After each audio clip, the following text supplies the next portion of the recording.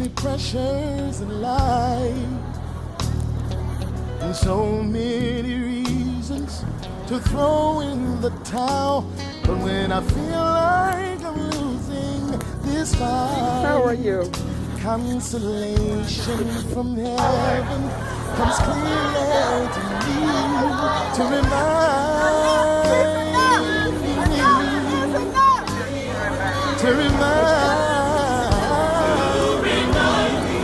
that nothing else matters than seeing you, Jesus, seeking the Master, the one who reigns over my life. Nothing else matters than seeing you, Jesus. Just to sit at your feet, hear your voice clearly speak, lifts me out of fear. For in you I believe. It reminds me that nothing else matters. Oh, nothing.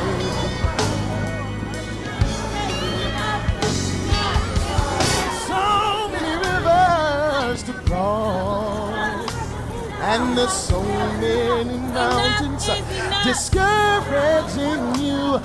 Just don't focus on yesterday's loss. Consolation from heaven will come clearly to you. Consolation from the Father, it will come to you. Consolation from the Father, it will come to you to remind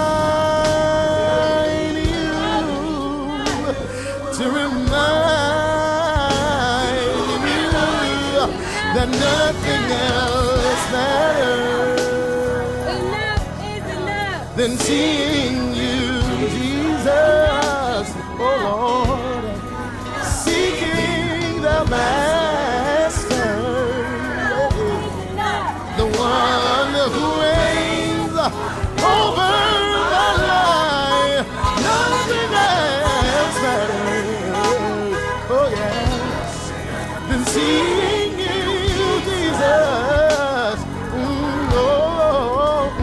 Just to sit at your feet, hear your voice release, lift me out of deep. For in you I believe. It reminds me that nothing else matters. Broken before you, I need to receive a fresh touch from heaven, and I will not leave till you touch me. Oh Lord, I pray. I need you every day with all of my heart. I believe that you are all I ever want. You're all I ever need. Nothing else matters than singing you, Jesus, seeking the Master. Oh, God reigns over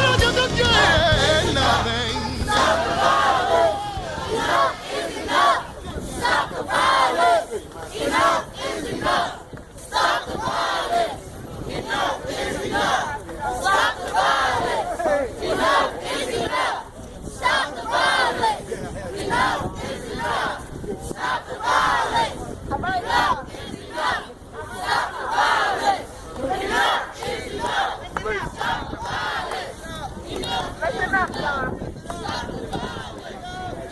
Where is the young lady star? The young lady star that came to me this morning and said she had something to say. Where is she? David, you ready? Let's go.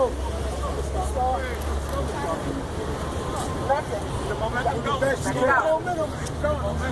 right. That's your best.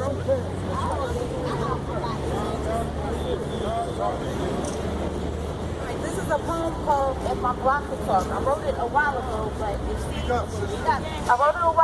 but it seems like it's still relevant today. Still, so. If my block could talk, its tales would make you cry. How people on it live and love and people on it die. The tale of Malik, he lived in 95, but that was about a year ago because now he's not alive. As he lay there bleeding on the ground, he took his final breath. And everyone that stood around saw the ugly face of death. A victim of a drive-by over drugs, I heard them say. And I still can hear his mother cry, please God, don't take my son away. And our witness of this awful sight is the block I often walk. More tales I've told of that horrible night, if only my block could talk. It will tell about the baby that was found 3 years ago, left by his teenage mother in a garbage bin of snow. Or the child abuse that's taken place in more than a house or two, or the bugged out look on the addict's face, an addict that could be you. Boarded up buildings left to rot, these two my block can see. Flowers and candles litter the streets, and you won't find police walking these streets. Like it or not, it's mostly black on black crime. Some lowlifes robbed the Johnsons last week, beat them nearly to death. Oh God, if only my block could speak. It would tell the police cars coming night after night to break up a blood or crip fight, spraying tags, declaring war, not even really sure what they're fighting for. Using guns and sometimes knives simply takes them for granted to taking their lives. What's the result? My block and I see flowers and candles and the words R.I.P. Young names in obituaries, loved ones mourning at cemeteries. Kids born here who this block once walked. Now they're just names scribbled in chalk. The block phone rang for them one last time. Life on my block ain't worth a damn dime. Then there's this story of a bum we call Pete. Once a college professor, now his home is the streets. Pete had a wife and a daughter, but they both died in a fire. Now poor Pete's just a heroin buyer. This sad broken man into darkness he fades, but me and my block know poor Pete's dying from AIDS. Alone he will be at his block, no longer to walk, but at last he'll be free, if my block could talk. Thank you. Very good stuff. Give it up for Star, y'all. I bet you, everything she said is someone that lives in this community. She's speaking for all of us. Right. Help her. Maybe write a book. Help her. Maybe get a store so she can help our community put this stuff out there. Let's go, y'all. The time is now. What are we waiting for? We are here for a reason. Who's next? Rita.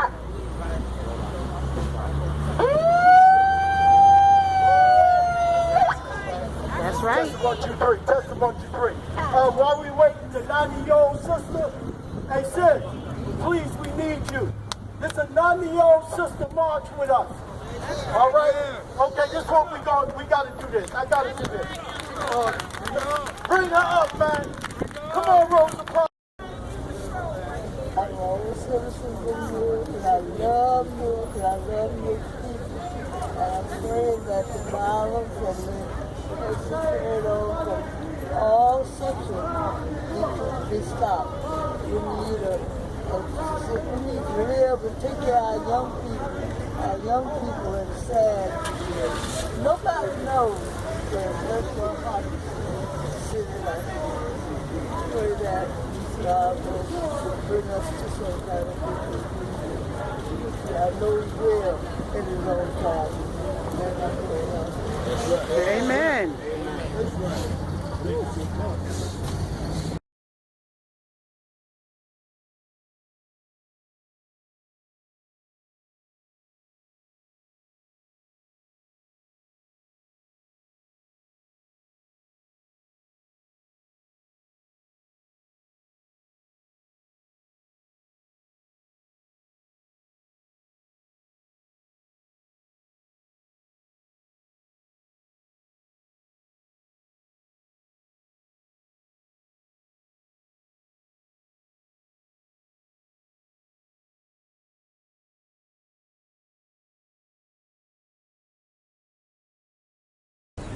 Lane, not my name. First, let's give ourselves a round of applause for being out here, right? I was with the family of one of the victims last night, and it's just tragic. Kason Mormon, him losing his life at 15 years old. And this morning, I left the church on Badger Avenue for Reginald Terry, who was killed downtown Newark after coming home from college. So it doesn't matter where you live, what ward you in, whether you have a high school education or a college degree, whether you're taking out garbage or whether you go in the store for your mother. You are still liable to be a victim in this city that has gone out of control with violence and murder. Newark, however, is like most inner cities in America. In Chicago, they're witnessing 500 to 600 murders a year. So there's something going on in America, not just Newark. There's something happening in America. Something happening with poverty, with unemployment, with hopelessness, with destituteness, with guns on our streets, with young people feeling like they have to go to the streets rather than go to their families. Our families are being broken apart, and there's absolutely nothing we're doing about it. So this problem is just not a Newark problem, it's an American problem. Yes, sir. The problem with transforming these neighborhoods where we live is an American problem. Yes. There are women all over America right now today crying because they lost their son to senseless violence in the streets. Now there's not just sons, you also can lose your daughter out here. Yes. The code has gotten so twisted that women are also victimized by this craziness that's happening every single day in the streets. That there's nobody safe. I remember when I was young, they used to give you a pass for your mother being in the street if you're walking with your mother or your sister. But today they'll kill your mother in cold blood in front of you. This is the type of person that we are raising in this community. So no, we just don't need jobs. We just don't need a fight against poverty, and we just don't need police. What we actually need is a transformation of the culture in this community. A culture that has embraced violence, that has embraced degradation, that has embraced pain instead of hope. When we had the march against cancer, breast cancer, you couldn't even get on Broad Street. I was down here, and many of you was down here too, and we should have been down here. But we should fill the streets the same way for this disease that's killing us faster than cancer. There is a disease that's wiping us out faster than cancer, faster than AIDS, faster than any disease. The leading cause of death for African American men in America is homicide. Not cancer, not sickle cell, not HIV, not lead poisoning, but murder. Murder is the #1 cause of death for African American boys growing up in America, which means that we have to fill the streets for the same disease. That's right. Yes. We have to treat this like a disease. And when we become fed up enough to stop pointing fingers, fed up enough to stop blaming individuals, fed up enough to come together as a community and say enough is enough, that this will stop. That we have to make this stop the same way we made segregation stop. That we have to make this stop the same way we made slavery stop. We have to make this stop the same way we fought for the right to vote. We have to make this stop the same way we fought for the 8-hour day. We have to come together. And I know there's people saying that protest doesn't get anything. These people are wrong. All over the world, there are people in the streets, in Egypt, in Greece, in Europe, in the Middle East. There are young people in the streets fighting for democracy, against violence, for hope. We have to do the same thing. Don't let people take your weapon away. It's important. If you had 10,000, 20,000, 30,000 people out here, believe me, the state and the country would listen to what's going on in Newark, New Jersey. That's right. When we get these young people, not just the adults, when young people take to the streets. So I just want to talk to all these young people that are out here today. The young people that I saw at the funeral today, you couldn't even get in because young people are all in the pews. From University High, from Central High, from the College of New Jersey that he went to. All of the young people that are out here today that are witnessing their friends murdered at 14 and 15 years old because of a disease that we can't get under control. All of you young people in this community that are sitting here afraid, I'm going to tell you this. Martin Luther King was a young man when he began to organize. When they began to desegregate lunch counters, they were 17 and 18 years old. That anything worth changing in America has been done by young people. Stop waiting for me. Stop waiting for these adults. Stop waiting for legislators and elected officials. Stop waiting for us. You young people have to take to the streets. You young people have to change the climate. You young people have to transform this community. You have to walk the streets. You have to make the other young people put down their guns. You have to make these drugstores stop selling Percocets to our young people.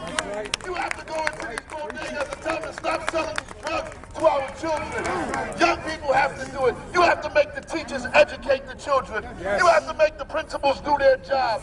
You have to make the elected officials put money in your community. You have to make them build recreation centers. Young people have to do that.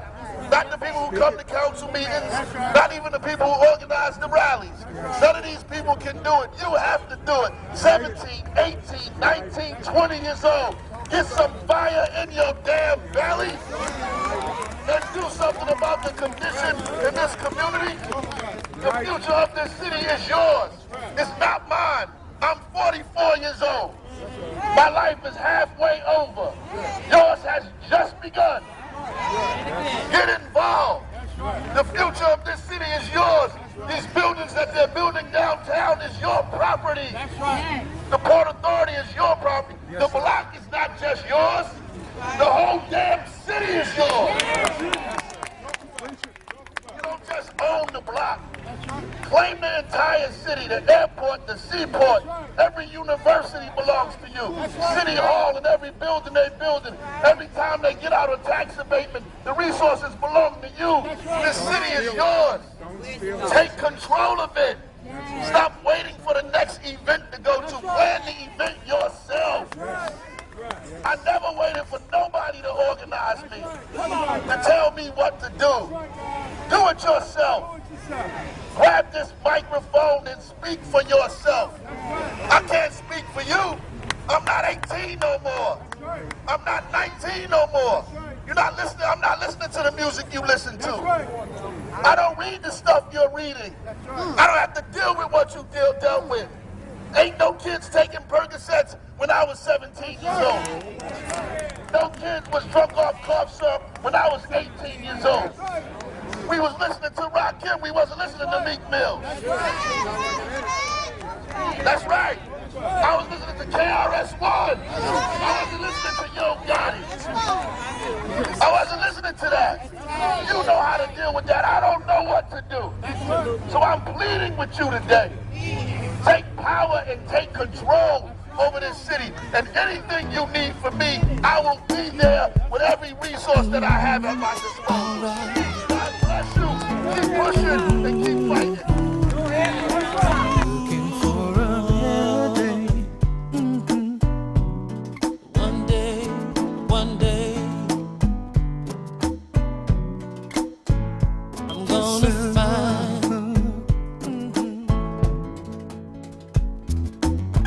Here we are, the times we all feel. Panic button in the bed of our ears. Social conscience at an ultimate high. Racist formality still on the rise. But on our knees, that's where we stand. We need help to build a better way. What can we